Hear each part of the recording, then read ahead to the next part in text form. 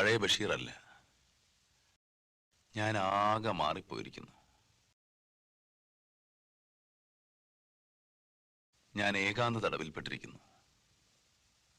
ഇവിടെ ഞാൻ തനിച്ച്.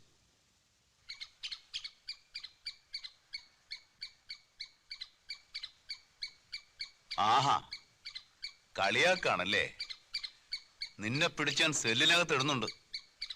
എന്നിട്ട് കുശാണ്ടനെ കൊണ്ടുവന്ന് കാവലിടും.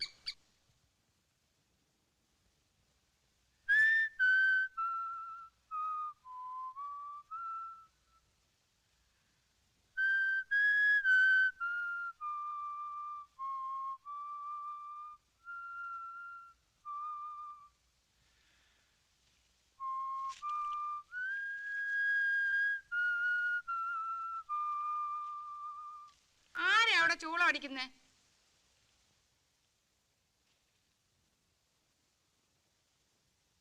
ഞാനാ.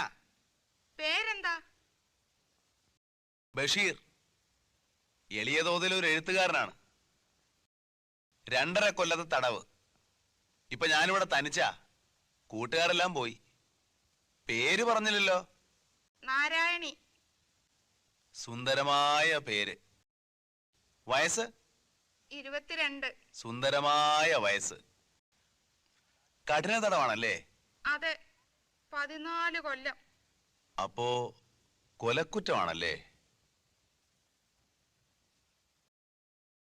വന്നിട്ട് ഒത്തിരി നാളായോ? 1 കൊല്ലമായി. ഓ, എന്തൊരു ജീവിതം. നാരായണി, നമ്മളേതാണ്ട് ഒരുമിച്ചാണ് ഈ ജയിലിൽ വന്നത്. എനിക്കൊരു റോസാച്ചെടി തരുമോ? നാരായണി എങ്ങനെ അറിഞ്ഞു ഇവിടെ റോസാച്ചെടി ഉണ്ടെന്ന്? ജയിലല്ലേ, എല്ലാവരും അറിയും. ഇവിടെ രഹസ്യങ്ങളൊന്നുമില്ല. തരുമോ? എന്താ മിണ്ടാത്തെ? നാരായണി, ഈ ഭുവനത്തിലുള്ള എല്ലാ പനിനീർ ചെടികളും ഞാൻ നാരായണിക്ക് തരും. ഒരെണ്ണം മതി. തരുമോ?